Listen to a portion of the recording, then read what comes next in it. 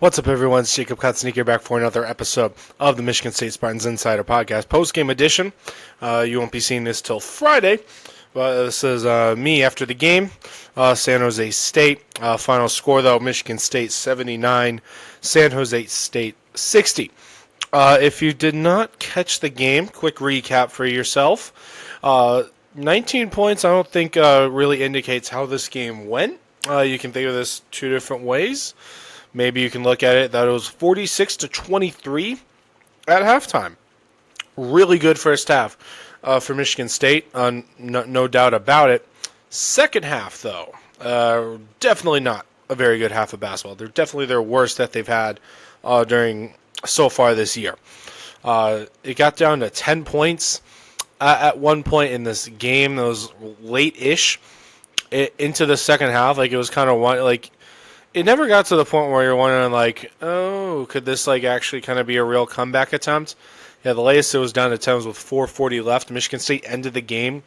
Let's some quick math there. That's a 12-3 run to end the game. Just, minus 13 at one point in the second half. That's not going to do it. And that was kind of the mood after the game. Izzo came into the press conference, normal Izzo self. You could say certainly not happy, particularly with that second half. He took ownership for it. He says he didn't do a good enough job getting the team ready. Kind of the normal, I'm the coach, it falls to me type of thing. But something needed to change, though. That can't happen again. When they're playing Kentucky, Izzo said it himself, they play the way they did, especially in that second half. He said, the quote, they're going to get killed. Tough to disagree. Given, getting outscored in the second half by 4, and that's being generous to San Jose State on your home court for that matter. Again, I'm not too worried about it because, it's November 13th as I'm recording this, November 14th when this is getting released. So many games left to play. This is game 3 out of 31. That's just the regular season. You're going to play some... I somehow get the feeling that Michigan State's going to play more than 31 games this year. I think everyone makes the Big Ten tournament now this year, but NCAA tournament, you get what I mean. It's just a lot of time left in this season. And, again, I think something we still need to remind ourselves is this team was losing in the second half to Bowling Green last year. Bowling Green's a MAC team. San Jose State, not a great Mountain West team, but the Mountain West is one of the better conferences. A mid-major conference is one of maybe the best mid-major conference.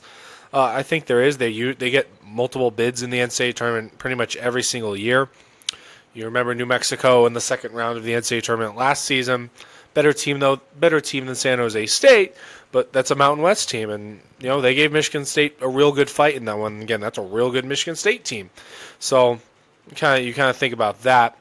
But, yeah, you got Kentucky next. I'm going to be interested to see the rankings on Monday, day before the game, because Kentucky's going to slip a bit because they lost to Louisville, a big rivalry game there, tough one to lose. So, they're going to be wanting to get back on the right track. Again, Kentucky's a really good team. It's Kentucky. You're almost always going to get a good Kentucky team, pretty much no matter what. So that'll be a real interesting game. You get to play Madison Square Garden, which has not been the kindest venue to Michigan State historically, but they did win. They beat Rutgers in MSG last year, so they got that going. But I guess some players that stood out today, Jackson Kohler, he wasn't giving himself much credit after the game. Izzo really wasn't giving him that much credit either. He thought Fears was kind of playing the best, which Fears played great too. But 17 points for Jackson Kohler and 18 rebounds. So I thought this would be a really big game for Michigan State rebounding the ball, just looking at the percentages for both of these teams heading into this one. Jackson Kohler was the beneficiary. Again, he's Michigan State's best rebounder, and he played like it today. He was like nearly out-rebounding San Jose State for a good portion. He was like a few ticks behind them for a good portion of this game, really. So that was a big help for Michigan State. Again, they dominated. I didn't say dominate on the offensive glass, 13-7, 15-7, and second chance points. But again, Kohler was big. Again, 18 rebounds anytime. You're doing something right down there. Now to Fears, 15, 5, and 9. You'll always take that in a college game. Three turnovers, but again, a 3-to-1 turnover ratio is always a good thing. In college basketball, when you're talking about your lead distributor, your great point guard.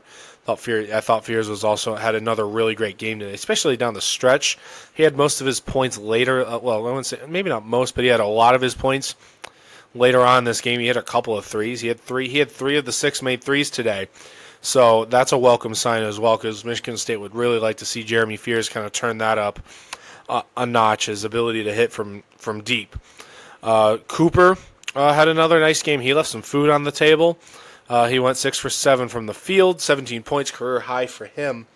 7 rebounds, had 4 steals somehow. Don't think you're going to see that too much from Carson Cooper moving forward, but hey, 4 steals is 4 steals. But 5 for 10 at the free throw line. Cooper's generally a decent free throw shooter. Again, it's just one of those things where just kind of an off night at the line for him. So we'll see moving forward, but free throw shooting is still another concern for Michigan State. Curtain had a nice first half, had all 10 of his points there. That's a career high for him. He hit a couple of threes as well. Again, Izzo says he's their best three-point shooter, and he's hit the most threes technically on the team through 3 games. He's got 4 of them. Again, team in general is not hitting many threes. The shooting is right now, I think, the big thing that is ringing in my ear. And that, again, looking at their numbers, 24% from three-point land today, 6 for 25. You know, you kind of cringe at that. 17 for 25 at the charity stripe, 68%. And again, anytime it's below 70, you're kind of like, eh. And then you look at what the numbers have been now for 3 games now. That's higher than the season average now for Michigan State. Yes, something has to get better there. Because they're shooting now on the season 21.7% on the year. Looking at KenPom now, that is 341st in the entire country. That's got to scroll all the way down. That's out of 365 teams, by the way. So you're on the bottom. You're like in the bottom 25 in the entire nation in that stat. Free throw percentage 67% on the season now, 254th. Don't think you want to see Michigan State sitting in the 250s or the 300s in stats. Not in three-point shooting, because if you can't hit threes, you're going to lose some Big Ten games because of that. If you can't hit free throws, you're definitely going to lose some Big Ten games because of that. They beat Arkansas somehow with 1 made 3. I don't think you can replicate that too much. Again, on a neutral court right now, I think I'd take Arkansas, to be blunt with you. 3-point win at home, and when you're not hitting threes, yeah. It's just like when Michigan State eventually has to go on the road, away from the Breslin, which they now have to do with Kentucky, they got to be able to hit some threes and generate some of that offensive momentum and not maybe rely on the crowd. So, not that they do rely on the crowd so much, but the offense and the ability to just be able to score points, get some more points up on the board, because 79 points and 80 points against Colgate, 79 points against San Jose State, 80 points against Colgate, I should say. Not super impressive. You'd like to see mid-80s, maybe the 90s. So, yeah. You got to see. It's kind of the oversimplified version, but maybe I am making it too complex. But the Galaxy brain take here is they got to score more points. Shocking, I know. The defense has been great. 69 points allowed to Colgate, 66 to Arkansas, 60 for San Jose State. I don't know if they're going to be able to do that when they play Duke. I don't know if they're going to be able to replicate that when they play Kentucky. I don't know if they're going to replicate that when they play Purdue, Michigan. The list can go on. The schedule's real tough. I don't know if you can continually do this game by game and survive, per se. So, yeah, though, but that's still kind of my encapsulating thoughts. Shaky second half. I'm not too worried about it. We saw a Michigan State team just last year that is returning several returners this year. Fears, Kohler, Carr Cooper, who won a Big Ten title largely, maybe not largely, but several of their wins in the Big Ten were because they surged in that second half, because they were able to lean on their opponent. I don't know if they have the depth. It might be tough to do because they don't have the depth that they do last year. I don't know if they can grind opponents to a pulp like they did last year and then just, drop the hammer with a couple of minutes left. But they kind of know what it takes to maybe turn into that team. We'll see if they do, though. Until then, though, I'm Jacob Katsunika. Thank you once again for listening to me, whether you're listening on Spotify, Apple Music, or if you're watching on YouTube. Thank you for taking your time out of your day to listen to me talk about this type of stuff. Continue to check back here at Spartan Nation. Or if on YouTube for more podcasts. We got all that written content as well at SpartanNation.com and at Michigan State Spartans on SI. I'll see you guys around.